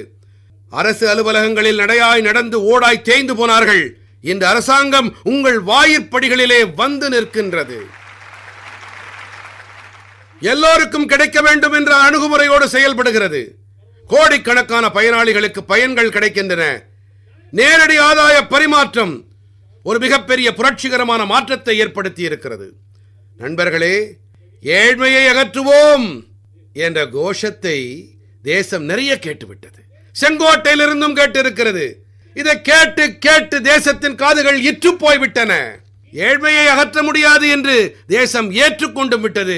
ஆனால் நாங்கள் திட்டங்களை ஏழைகளின் வாயில்களுக்கு கொண்டு செல்லும் போது, ஏழைகளின் நெஞ்சிலே நம்பிக்கையை ஏற்படுத்தும் போது, அப்போது என் தேசத்தின் 25 கோடி மக்கள் ஏழ்மையை முறியடித்து அதிலிருந்து வெளியேறி புதியதோர் வரலாற்றை அவர்கள் படைக்கின்றார்கள். இந்த தேசத்தின் 10 கோடி ஏழைகள் 10 ஆண்டுகளிலே 25 கோடிக்கும் அதிகமான ஏழைகள் ஏழ்மையை தோற்கடித்து அதிலிருந்து வெளியேறிவிட்டார்கள். புதிய ரக நடுத்தர வர்க்கம் ஒன்று தயாராகி இருக்கிறது. எனது நண்பர்களே, இந்த புதிய நடுத்தர வர்க்கம் மற்றும் நடுத்தர வர்க்கம் எப்படிப்பட்டதோர் சேர்ந்திசை என்றால், இவர்களிடம் பேரார்வம் இருக்கிறது, முயற்சிகளும் இருக்கின்றன. அவர்கள் தேசத்தை முன்னெடுத்துச் செல்லும் வல்லமைக்கு சொந்தக்காரர்கள். எனதருமை நாட்டு மக்களே, நெருங்கிய வருங்காலத்திலே மாபெரும் சமூக சீர்திருத்தவாதியான மகாத்மா ஜோதிபா பூலே அவர்களுடைய 200வது பிறந்த நாள் வரவிருக்கின்றது. நாங்கள் அந்த பிறந்த நாள் கொண்டாட்டத்தை தொடங்க இருக்கிறோம். மேலும் மகாத்மா ஜோதிபா பூலே அவர்களுடைய கோட்பாடுகளை, அவர்கள் அளித்த மந்திரத்தை, அதிலே நமக்கெல்லாம் உத்வேகம் அடங்கி இருக்கிறது. பின்தங்கியவர்களுக்கு முதன்மை அளித்தல். பின்தங்கியவர்களுக்கு முதன்மை அளிக்கும் போது நாம் மாற்றத்தினுடைய உயரங்களை எட்டிப்பிடிக்க விரும்புகிறோம். இதனை அடைய நாங்கள் உச்சபட்ச முயற்சிகளை செய்ய விரும்புகிறோம். நாங்கள் ஒளிவு மறைவற்ற கொள்கை வாயிலாக பின்தங்கியவர்களுக்கு முதன்மை, இதை கள அளவில் செயல்படுத்த விரும்புகிறோம். பின்தங்கியவர்கள் மத்தியில் செயல்படுத்த விரும்புகிறோம். நண்பர்களே, தள்ளுவண்டி கடைக்காரர்களுக்கான PM ஸ்வநிதி திட்டமாகட்டும், அல்லது திறன்கள் படைத்த கைகளால் பணிபுரியும் நம்முடைய விஸ்வகர்மா சகோதரர்கள், சீர் மரபினரில் இன்னும் பின்தங்கி இருப்பவர்கள், அவர்களுக்கான ஜன்மன் திட்டமாகட்டும், தம்முடைய கிழக்கு பாரதத்தின் வளர்ச்சியிலே மொத்த பாரதத்திற்கு இணையாக ஆக்க வேண்டி மேலும் அவர்களுக்கு தலைமை அளிக்கும் திசையில் பணிகள் நடக்க, நாங்கள் சமுதாயம் பின்தங்கி இருந்தால் அதை முன்னிறுத்துவதோடு நிற்பதில்லை. மாறாக பின்தங்கி இருக்கும் பகுதி அதற்கும் முதன்மை அளிக்க விரும்புகிறோம். பின்தங்கி இருக்கும் மாவட்டங்கள், நாங்கள் அவற்றிற்கு முதன்மை அளிக்க விரும்புகிறோம். பின்தங்கி போன தொகுதிகள், அவற்றிற்கு முதன்மை அளிக்க விரும்புகிறோம். நாங்கள் 100 முன்னேற துடிக்கும் மாவட்டங்கள், 500 முன்னேற துடிக்கும் தொகுதிகள், இவற்றை தேர்வு செய்து செயல்பட்டோம். நாங்கள் கிழக்கு பாரதத்தின் வளர்ச்சிக்காக ஆயிரக்கணக்கான கோடி ரூபாய் கட்டமைப்பு திட்டங்களுக்கு உயிர் கொடுத்தோம். நாங்கள் கிழக்கு பாரதத்தின் ஒட்டுமொத்த வாழ்வையும் மாற்றி தேசத்தின் வளர்ச்சியில் பங்குதாரர்களாக ஆக்கியிருக்கிறோம். என் மனம் நிறை நாட்டு மக்களே, வாழ்க்கையின் அனைத்து துறைகளிலும் வளர்ச்சி ஏற்பட வேண்டும். வளர்ச்சியிலே விளையாட்டுகளுக்கும் முக்கியத்துவம் உண்டு. எனக்கு இதிலே மிகுந்த ஆர்வம் உண்டு. முன்னர் ஒரு காலத்திலே குழந்தைகள் விளையாட்டுகளிலே நேரத்தை கழித்தால் பெற்றோர் அதை விரும்ப மாட்டார்கள். இது இன்று தலைகீழாக மாறிவிட்டது. இன்று குழந்தைகள் விளையாட்டுகளில் முன்னேற்றம் கண்டால், ஆர்வம் காட்டினால் பெற்றோருக்கு பெருமிதம் ஏற்படுகிறது. நான் இதை நல்ல அறிகுறியாக காண்கிறேன்.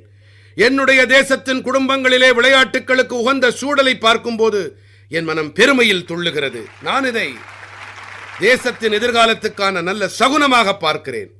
மேலும் நண்பர்களே, விளையாட்டுகளுக்கு ஊக்கமளிக்க நாங்கள் தேசிய விளையாட்டுக் கொள்கை பல சகாப்தங்களுக்கு பிறகு நாங்கள் தேசத்திலே கேலோ பாரத் கொள்கையை கொண்டு வந்திருக்கிறோம்.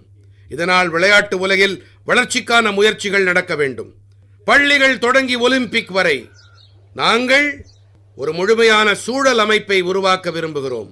அது கோச்சிங் அமைப்பாகட்டும், உடலுறுதி விஷயமாகட்டும், விளையாட்டு மைதானமாகட்டும், விளையாட்டு அமைப்புகளாகட்டும், விளையாட்டுகளுக்கு தேவையான உபகரணங்களாகட்டும், விளையாட்டு பொருட்களை தயாரிக்க அளிக்க வேண்டிய ஊக்கமாகட்டும், அதாவது ஒரு வகையான சூழல் அமைப்பு தொலைவுகளில் இருக்கும் குழந்தைகளுக்கும் கொண்டு சேர்க்கிறோம். ஆனால் நண்பர்களே, உடலுறுதி பற்றி நான் பேசும்போது, விளையாட்டுக்கள் பற்றி நான் பேசும்போது, அப்போது நான் ஒரு கவலையையும் உங்கள் முன் வைக்க விரும்புகின்றேன். நமது தேசத்தின் ஒவ்வொரு குடும்பமும் இந்த கவலையை பற்றி நினைத்து பார்க்க வேண்டும்.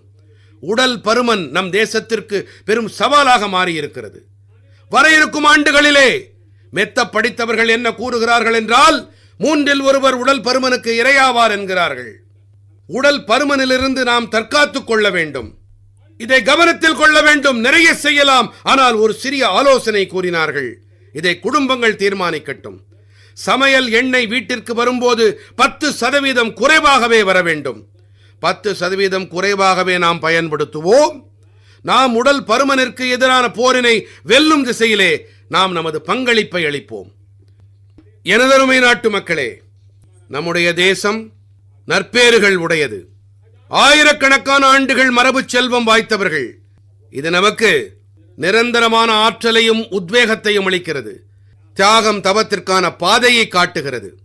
இன்று மிக குறிப்பாக இந்த ஆண்டு குரு தேக் பகதூர் அவர்களுடைய 300வது உயிர் தியாகம் செய்த ஆண்டாகும். தேசத்தின் கலாச்சாரத்தின் பாதுகாப்புக்காக, பாரதத்தின் விழுமியங்களின் பாதுகாப்புக்காக அவர் தன்னுடைய அனைத்தையும் தியாகம் செய்தார். நான் இன்று அவருக்கு தலை வணங்குகிறேன். நண்பர்களே, நம்முடைய கலாச்சாரத்தின் நம்முடைய பன்முகத்தன்மைதான். நாங்கள் நம்முடைய பன்முகத்தன்மையை கொண்டாட விரும்புகிறோம். பன்முகத்தன்மையை கொண்டாடுவதை ஒரு பழக்கமாக்க விரும்புகிறோம். இது நம்முடைய கௌரவமாகும். நம் பாரத அன்னையின் இந்த பூந்தோட்டம் எத்தனை வகை மலர்களால் அலங்கரிக்கப்பட்டிருக்கிறது. எத்தனை பன்முகத்தன்மை இருக்கிறது. இந்த பன்முகத்தன்மை நம்முடைய மிகப்பெரிய பாரம்பரியம், நம்முடைய மிக பெரும் ஆகச்சிறந்த கௌரவமாகும். நாம் பிரயாகராஜின் மகா கும்பமேளாவில் இதை பார்த்தோம். பாரதத்தின் பன்முகத்தன்மையை எப்படி வாழ்வதென்பதை. ஒரே இடத்தில் கோடிக்கணக்கான மக்கள், ஒரே உணர்வு, ஒரே உறுதிப்பாடு, ஒரே முயற்சி. இது உலகிற்கு மிகப்பெரிய அதிசயமானது. மகா கும்பமேளாவின் இந்த வெற்றி பாரதத்தின் ஒற்றுமை மற்றும் வல்லமைக்கு புகழ் மாலையாகிறது. நண்பர்களே, நம்முடைய தேசம் மொழிகளின் பன்முகத்தன்மையால் நிறைந்து காணப்படுகிறது. அந்த வகையிலே நாம் மராட்டி, அசமியா, பாங்லா, பாலி, பிராகிருத் ஆகியவற்றுக்கு செம்மொழி அந்தஸ்தை அளித்திருக்கின்றோம். என் நம்பிக்கை என்னவென்றால், நம்முடைய மொழிகள் எந்த அளவுக்கு வளர்கின்றனவோ, நம்முடைய மொழிகள் எத்தனை வளமாகின்றனவோ, நம்முடைய அறிவுசார் அமைப்புகளுக்கும் அந்த அளவு வலுகூட்டப்படும். இதுதான் நம்முடைய பலம். இது தரவுகளின் உலகம். இந்த பலம் உலகிற்கும் பலமளிக்க முடியும். அந்த அளவுக்கு நம் மொழிகளிலே வல்லமை இருக்கின்றது. நம் மொழிகள் அனைத்து பற்றியும் நாம் பெருமை கொள்ள வேண்டும். நம் மொழிகள் அனைத்தின் வளர்ச்சிக்காகவும் அனைத்து முயற்சிகளையும் மேற்கொள்ள வேண்டும். நண்பர்களே, ஓலைச்சுவடிகளிலே பண்டைய ஞான களஞ்சியம் நிறைந்திருக்கிறது. ஆனால் நாம் அதை உதாசீனப்படுத்தி வந்தோம். இந்த முறை நாம் ஞான பாரதம் திட்டத்தின்படி தேசத்திலே எங்கெல்லாம் கையெழுத்து பிரதிகள் இருக்கின்றதோ, ஓலைச்சுவடிகள் இருக்கின்றதோ, பல நூற்றாண்டுகள் பழமையான ஆவணங்கள் இருக்கின்றனவோ, அவற்றை தேடி கண்டுபிடித்து இன்றைய தொழில்நுட்பம் வாயிலாக அந்த ஞான திரட்டினை வருங்கால சந்ததிகளுக்கு பயனாகும் வகையிலே நாங்கள் செயல்படுத்தி வருகிறோம். எனதருமை நாட்டு மக்களே, எங்களுடைய கருத்து தெளிவானது. இந்த தேசத்தை அரசாங்கங்கள் மட்டுமே உருவாக்குவதில்லை. இந்த தேசத்தை ஆட்சி அதிகாரத்தில் இருப்பவர்கள் மட்டும் படைப்பதில்லை. இந்த தேசத்தை நிர்வாகத்தின் மையத்தில் இருப்பவர்கள் ஏற்படுத்துவதில்லை. இந்த தேசத்தின் உருவாக்கம் கோடானு கோடி மக்களின் கடும் உழைப்பால், ரிஷிகள், முனிகள், விஞ்ஞானிகள், ஆசிரியர்களுடைய, விவசாயிகளுடைய, வீரர்களுடைய, இராணுவத்தினருடைய, தொழிலாளர்களுடைய கடும் உழைப்பால் தேசம் உருவாகின்றது. அனைவரின் பங்களிப்பும் இதில் இருக்கிறது.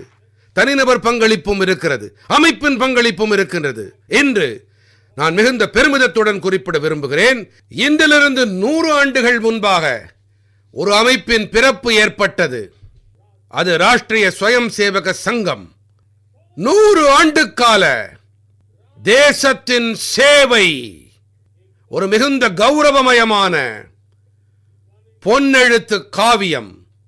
தனிநபர் உருவாக்கம் தொடங்கி தேச உருவாக்கம் வரை 100 ஆண்டுகள் வரை பாரத அன்னையின் நலன்கள் என்ற லட்சியத்தை லட்சோப லட்சம் ஸ்வயம் சேவகர்கள் தாய்நாட்டின் சேவையிலே தங்கள் வாழ்க்கையை அர்ப்பணித்தார்கள். சேவை, அர்ப்பணிப்பு, அமைப்பு, மேலும் ஈடு இணையில்லா ஒழுங்குமுறை, இவற்றை அடையாளங்களாக கொண்ட ராஷ்டிரிய ஸ்வயம் சேவக சங்கம் ஒரு வகையிலே உலகின் மிகப்பெரிய அரசு சாரா அமைப்பாகும். 100 ஆண்டு காலமாக அதன் சமர்ப்பண வரலாறு இருக்கின்றது. நான் இன்று செங்கோட்டை கொத்தளத்தில் இருந்து 100 ஆண்டு காலம் நாட்டுப்பணி யாத்திரையிலே பங்களிப்பு அளித்த அனைத்து ஸ்வயம் சேவகர்களுக்கும் மரியாதையுடனான வணக்கத்தை தெரிவிக்கிறேன். மேலும் தேசம் பெருமிதம் கொள்கிறது. ராஷ்டிரிய ஸ்வயம் சேவக சங்கத்தின் இந்த 100 ஆண்டு கால மாபெரும் சமர்ப்பணம் மிக்க யாத்திரையை இது தொடர்ந்து நம்மை உத்வேகப்படுத்தும். எனதருமை நாட்டு மக்களே, நாம் தன்னிறைவை நோக்கி பயணிக்கிறோம். ஆனால் தன்னிறைவுக்கான பாதை பாதுகாப்பை கடந்துதான் செல்ல வேண்டும். கடந்த 11 ஆண்டுகளிலே தேசிய பாதுகாப்பு, நாட்டின் பாதுகாப்பு, தேச குடிமக்களின் பாதுகாப்பு, இந்த அனைத்து கோணங்களிலும் நாங்கள் முழு அர்ப்பணிப்போடு பணிகளாற்றி வந்திருக்கின்றோம். மாற்றங்களை ஏற்படுத்துவதில் நாங்கள் வெற்றி பெற்றிருக்கிறோம்.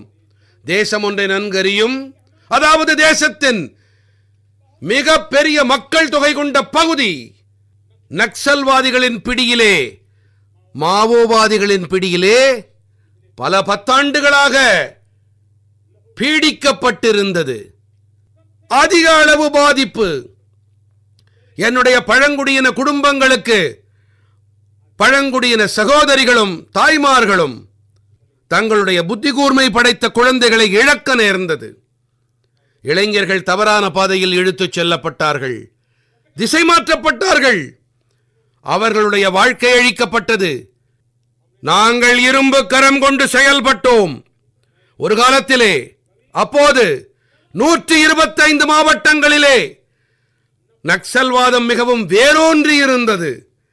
மாவோவாதிகளுடைய மரணப்பிடியிலே நம்முடைய பழங்குடியின பகுதிகளும் பழங்குடியின இளைஞர்களும் சிக்கித் தவித்தார்கள். ஆனால் இன்றோ 125 மாவட்டங்கள் குறைந்து 20ஆக ஆக்கிவிட்டோம். அந்த பழங்குடியின சமூகங்களுக்கு நாங்கள் மிகப்பெரிய சேவையை ஆற்றி இருக்கிறோம். நீங்களே பாருங்கள், முன்னொரு காலத்திலே பஸ்தரை நினைத்து பார்த்த உடனேயே மாவோயிசமும் நக்சலிசமும் தோட்டாக்கள் குண்டுகளுடைய ஒலியும் காதுகளில் வந்து விழும். அதே பஸ்தரிலே மாவோயிசம் நக்சலிசத்திலிருந்து விடுவிக்கப்பட்ட பிறகு பஸ்தரின் இளைஞர்கள் விளையாட்டுகளில் ஈடுபட்டிருந்த போது ஆயிரக்கணக்கான இளைஞர்கள் பாரத அன்னைக்கு ஜெயம் என சொல்லி விளையாட்டு மைதானத்தில் இறங்கும் போது மொத்த சூழலும் உற்சாகத்தால் பொங்கி எழுகின்றது. இந்த மாற்றத்தை தேசம் பார்க்கிறது. எந்த பகுதி சிகப்பு இடைவெளியாக பார்க்கப்பட்டதோ அது இன்று வளர்ச்சியின் பசும் தாழ்வாரமாக பார்க்கப்படுகிறது. நண்பர்களே, நமக்கெல்லாம் பெருமை அளிக்கும் விஷயம். பாரதத்தின் வரைபடத்திலே எந்த பகுதிகளில் ரத்தம் பெருகி ஓடியதோ, சிவப்பு வண்ணத்தால் பூசப்பட்டதோ, நாங்கள் அங்கே அரசியல் சட்டம், சட்டங்கள் மற்றும் வளர்ச்சி மூவண்ணத்தை பறக்க விட்டோம்.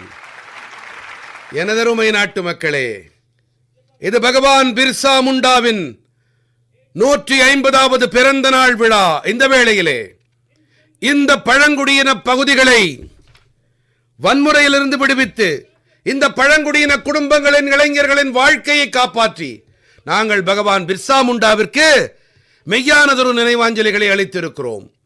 எனதருமை நாட்டு மக்களே, நான் இன்று தேசத்தின் முன்பாக ஒரு சவால் தொடர்பான என்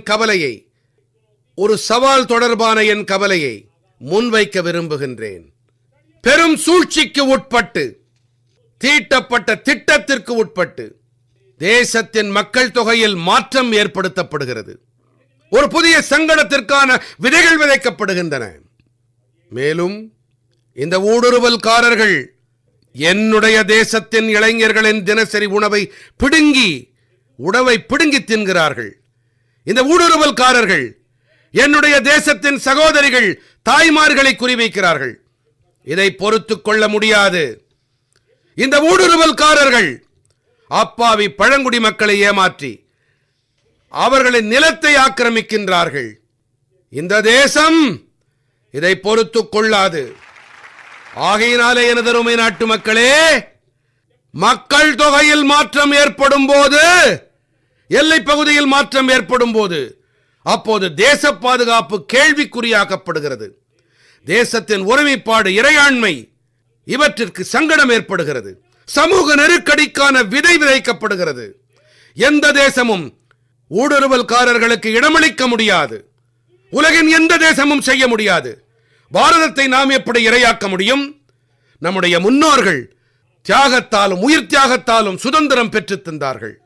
நமக்கான சுதந்திர பாரதத்தை அளித்தார்கள். அந்த மாமனிதர்களிடம் நம்முடைய கடமை என்னவென்றால், நாம் நம்முடைய தேசத்திலே இப்படிப்பட்ட நடவடிக்கைகளுக்கு இடம் கொடுக்க கூடாது. இதுவே அவர்களுக்கான உண்மையான நினைவாஞ்சலி. ஆகையினாலேயே செங்கோட்டை மேடையிலிருந்து நான் கூற விரும்புகிறேன், நாங்கள் ஓர் உயர்மட்ட மக்கள் தொகை மிஷனை தொடங்க முடிவெடுத்திருக்கிறோம். இந்த மிஷனுக்குட்பட்டு புலப்படும் இந்த பயங்கர நிலை, பாரதத்தை சூழ்ந்திருக்கும் இந்த கார்மேகம், இதை எதிர்கொள்ள சரியான நேரத்திலே நன்கு சிந்திக்கப்பட்டு ஒழுங்கமைப்பட்ட வகையிலே தன் செயல்பாட்டை புரியும் அந்த திசையிலே நாம் முன்னேறி வருகிறோம். எனதருமை நாட்டு மக்களே, நாளை ஜென்மாஷ்டமி புனித திருநாள். பகவான் கிருஷ்ணனின் பிறந்த நாள் கொண்டாட்டம் தேசத்திலே கொண்டாடப்படுகிறது. நண்பர்களே, பகவான் கிருஷ்ணன் என் நினைவுக்கு வரும்போது நாம் கண்கூடாக பார்க்கலாம், மொத்த உலகிலுமே இன்று போரின் வழிமுறைகள் மாறி வருகின்றன என்பதை நாம் கவனித்தோம். பாரதம் போரின் அனைத்து உத்திகளையும் எதிர்கொள்ளும் வல்லமை உடையதாக இருக்கிறது. நாம் ஆபரேஷன் சிந்தூரில் இதனை வெளிப்படுத்தினோம். தொழில்நுட்பத்தில் வல்லமையை காட்டினோம். பாகிஸ்தானும் நம்முடைய ராணுவ தளங்கள் மீது, நம்முடைய விமான தளங்கள் மீது, நம்முடைய நுணுக்கங்களின் மீது, நம்முடைய வழிபாட்டு தலங்கள் மீது, நம்முடைய குடிமக்களின் மீது ஏவுகணைகளையும் ட்ரோன்களையும் கணக்கே இல்லாத அளவுக்கு ஏவி தாக்கினார்கள். தேசம் இதை கவனித்தது. ஆனால் தேசத்தை பாதுகாப்பாக வைக்க கடந்த 10 ஆண்டுகளில் மேற்கொண்ட முயற்சிகள், இந்த பலத்தின் விளைவாக அவர்களின் ஒவ்வொரு தாக்குதல்களையும் தம்முடைய சாகச நாயகர்களும் நம்முடைய தொழில்நுட்பமும் துரும்பாக எரித்து பொசுக்கியது. இம்மி அளவுக்கு கூட சேதம் ஏற்படுத்த முடியவில்லை. அந்த வகையிலே போர்க்களத்திலே தொழில்நுட்பத்தை விரிவடைய செய்யும் போது, தொழில்நுட்பமானது பரவும் போது, அப்போது தேசத்தின் பாதுகாப்பிலே, குடிமக்களின் பாதுகாப்பிலே நாமும் கூட நம்முடைய திறமைகளை மேலும் விரிவாக்கம் செய்ய வேண்டியது அவசியமாகிறது. இன்று நாம் அடைந்திருக்கும் வல்லமை, இதை தொடர்ந்து நாம் மேம்படுத்திக் கொண்டே இருக்க வேண்டும். அந்த வகையிலே நண்பர்களே, நான் ஒரு உறுதி பூண்டிருக்கின்றேன். எனக்கு உங்களுடைய நல்லாசிகள் தேவை. கோடானு கோடி நாட்டு மக்களின் நல்லாசிகள் தேவை. ஏனென்றால் நல்வளம் எத்தனை தான் அதிகம் இருந்தாலும் பாதுகாப்பு விஷயத்தில் உதாசீனமாக இருந்தோம் என்றால் அந்த நல்வளம் கூட ஒரு பயனையும் அளிக்காது. அந்த வகையிலே பாதுகாப்பின் மகத்துவம் மிக அதிகமானது. ஆகையினாலே செங்கோட்டை மேடையிலிருந்து இன்று நான் கூறுகிறேன், வரவிருக்கின்ற 10 ஆண்டுகளிலே 2035க்குள்ளாக தேசத்தின் அனைத்து மகத்துவம் வாய்ந்த இடங்கள், இவற்றிலே போர் திறத்தோடு கூட பொதுமக்கள் பகுதிகளும் அடங்கும். உதாரணமாக மருத்துவமனைகளாகட்டும், ரயில்வே ஆகட்டும், எந்த ஒரு வழிபாட்டு தலங்களாகட்டும், அவற்றை தொழில்நுட்பத்தினுடைய புதிய தளம் வாயிலாக, முழுமையான வாயிலாக பாதுகாப்பு கவசம் அளிக்கப்படும். இந்த பாதுகாப்பு கவசம் தொடர்ந்து விரிவடைந்து கொண்டே இருக்க வேண்டும். தேசத்தின் அனைத்து குடிமக்களும் பாதுகாப்பாய் உணர வேண்டும். நம்மை தாக்க எந்த தொழில்நுட்பம் எதிர்வந்தாலும் நம்முடைய தொழில்நுட்பம் அதைவிட மேம்பட்டதாக நிரூபித்து காட்டும். ஆகையினாலேதான் வரவிருக்கின்ற 10 ஆண்டுகள் 2035 வரையிலான காலகட்டத்திலே தேசிய பாதுகாப்பு கவசத்தை விரிவாக்கம் செய்ய விரும்புகின்றேன், பலம் கூட்ட விரும்புகின்றேன், நவீனப்படுத்த விரும்புகின்றேன். அந்த வகையிலே பகவான் கிருஷ்ணரிடம் உத்வேகம் பெற்று நாங்கள் ஸ்ரீ கிருஷ்ணரின் சுதர்சன சக்கரம் இருந்ததே, அந்த சுதர்சன சக்கரத்தின் பாதையை தேர்ந்தெடுத்தோம். உங்களில் பலருக்கு நினைவிருக்கலாம், மகாபாரத போர் நடந்து கொண்டிருக்கும் போது ஸ்ரீ கிருஷ்ண பகவான் தன்னுடைய சுதர்சன சக்கரத்தால் சூரியனின் ஒளியை தடுத்து நிறுத்தினார்.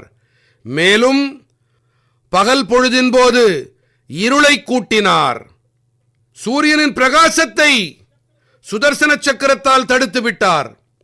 அப்போது அர்ஜுனன் செய்த சபதமான ஜெயத்ரதனை வதம் செய்வேன் என்பதை, அந்த சபதத்தை அர்ஜுனனால் நிறைவேற்ற முடிந்தது. சுதர்சன சக்கரத்தின் பராக்கிரமம் மற்றும் போர் திறத்தின் விளைவுகளாகும் இவை. இப்போது தேசம் சுதர்சன சக்கர மிஷனை தொடங்கும். இந்த மிஷன் சுதர்சன சக்கரம் ஒரு சக்தி வாய்ந்த ஆயுத முறை. எதிரிகளுடைய தாக்குதலை நீர்த்து போக வைப்பது மட்டுமல்லாமல் அதைவிட பல மடங்கு அதிகமாக எதிரிகளின் மீது எதிர்த்தாக்குதல் தொடுக்கும். நாங்கள் பாரதத்தின் இந்த மிஷன் சுதர்சன சக்கரத்திற்காக சில அடிப்படை கூறுகளை முடிவு செய்திருக்கின்றோம். வர இருக்கின்ற 10 ஆண்டு காலத்திலே நாங்கள் அதை முன்னெடுத்து செல்ல இருக்கிறோம். ஒரு விஷயம், முழுமையான இந்த நவீன அமைப்பு, இதற்காக ஆய்வு, மேம்பாடு, அதன் தயாரிப்பு நம்முடைய நாட்டில் மட்டுமே இருக்க வேண்டும். நம்முடைய நாட்டு இளைஞர்களின் திறன்களால் உருவாக்கம் பெற வேண்டும், நம் நாட்டவர்களால் உருவாக்கப்பட வேண்டும். இரண்டாவது விஷயம், எப்படிப்பட்ட அமைப்பு உருவாகும் என்றால், போர்கள் கண்ணோட்டத்தில் பார்க்கும்போது எதிர்காலத்தில் எப்படிப்பட்ட சாத்தியக்கூறுகள் இருக்கும் என்பதை கணக்கிலே கொண்டு +1 என்ற உத்தியை கையாளும். மூன்றாவதாக, சுதர்சன சக்கரத்தின் பலம் காரணமாக அது மிகவும் துல்லியமாக எங்கு செல்ல விரும்பியதோ அங்கே சென்றது, மீண்டும் ஸ்ரீ கிருஷ்ணரிடம் வந்து சேர்ந்தது. நாம் இந்த சுதர்சன சக்கரம் வாயிலாகவும் கூட இலக்கு நிர்ணயித்து துல்லியமாக தாக்குதல் நடத்தக்கூடிய திசையிலே நாங்கள் முன்னேறி செல்வோம். அந்த வகையிலே போரின் மாறி வரும் வழிமுறைகள், தேசத்தின் பாதுகாப்பு, குடிமக்களின் பாதுகாப்பிற்காக நான் மிகுந்த அர்ப்பணிப்போடு இந்த செயலை முன்னெடுத்துச் செல்வேன் என்று வாக்களிக்கின்றேன். எனதருமை நாட்டு மக்களே, ஜனநாயகம் பற்றி நாம் பேசும் வேளையிலே அப்போது நமது அரசியல் சட்டம் நமக்கெல்லாம் தலையாய விளக்கு தூணாக இருக்கின்றது. நம்முடைய கருத்தூக்கம் மையமாக இருக்கிறது. ஆனால் இன்றிலிருந்து 50 ஆண்டுகள் முன்பாக பாரத அரசியல் சட்டத்தின் கழுத்து நெரிக்கப்பட்டது. பாரத அரசியல் சட்டத்தின் முதுகில் கத்தி குத்து விழுந்தது. தேசம் சிறைச்சாலையாக்கப்பட்டது. அவசர நிலை பிறப்பிக்கப்பட்டது. எமர்ஜென்சி திணிக்கப்பட்டது. எமர்ஜென்சி வந்து 50 ஆண்டுகளாகின்றன. தேசத்தின் எந்த ஒரு தலைமுறையும் அரசியல் சட்டத்தின் இந்த படுகொலையை மறந்துவிடக் கூடாது. அரசியல் சட்டத்தை கொன்ற பாதகர்களை மறந்துவிடக் கூடாது. மேலும் நாம் பாரதத்தின் அரசியல் சட்டத்திடம் நம்முடைய அர்ப்பணிப்பை மேலும் பலமாக அளித்து முன்னேற வேண்டும். இதுவே நம்முடைய உத்வேகம். எனதருமை நாட்டு மக்களே, நான் இதே செங்கோட்டையிலிருந்து 5 உறுதிமொழிகளை பற்றி பேசியிருந்தேன். நான் செங்கோட்டையிலிருந்து மீண்டும் ஒரு முறை என் நாட்டு மக்களுக்கு மீண்டும் நினைவூட்ட விரும்புகிறேன். வளர்ச்சியடைந்த பாரதத்தை உருவாக்க நாம் தடைப்படோம், தலை தாழோம். நாம் அதிகபட்ச உழைப்பை அர்ப்பணிப்போம். மேலும் நம்முடைய கண்களின் முன்பாகவே 2047 வளர்ச்சியடைந்த பாரதத்தை உருவாக்கியே தீருவோம். எனதருமை நாட்டு மக்களே, என்னுடைய 2வது சபதம் என்னவென்றால், அதாவது நாம் நமது வாழ்க்கையிலே, நாம் நமது அமைப்புகளிலே, நமது விதிகள், சட்டம், பாரம்பரியத்திலே அடிமைத்தனத்தின் ஒரு துகளையும் கூட மீதம் வைத்திருக்க மாட்டோம். நாம் அனைத்து விதமான அடிமை தலைகளிலிருந்தும் விடுதலை அடைந்தே தீருவோம். எனதருமை நாட்டு மக்களே, நாம் நம்முடைய மரபுகளின் மீது பெருமிதம் கொள்வோம். நம்முடைய அடையாளத்தின் மீது இந்த மிகப்பெரிய அணிகலன், மிகப்பெரிய ஆபரணம், மிகப்பெரிய மகுடமணி நம்முடைய மரபுகளே ஆகும். நம் மரபை எண்ணி பெருமிதம் கொள்வோம். எனதருமை நாட்டு மக்களே, இவை அனைத்திற்கும் ஒற்றுமை என்ற மந்திரம் மிகவும் சக்தி வாய்ந்த மந்திரமாகும். ஆகையினாலே அந்த வகையிலே ஒற்றுமை என்ற இந்த இழையை யாரும் அறுக்காமல் பராமரிக்க வேண்டும். இதுவே சமூக ரீதியிலான உறுதிப்பாடாகும். எனதருமை நாட்டு மக்களே, பாரத அன்னையிடம் கடமைகளை ஆற்றுவது இது வழிபாட்டுக்கு சற்றும் குறைந்தது அல்ல, தவத்திற்கு சற்றும் குறைந்ததல்ல, ஆராதனைக்கு சற்றும் குறைந்ததல்ல. மேலும் இந்த உணர்வோடு நாம் அனைவரும் தாய் திருநாட்டின் நலன்களுக்காக உச்சபட்ச உழைப்பு அளிப்போம்.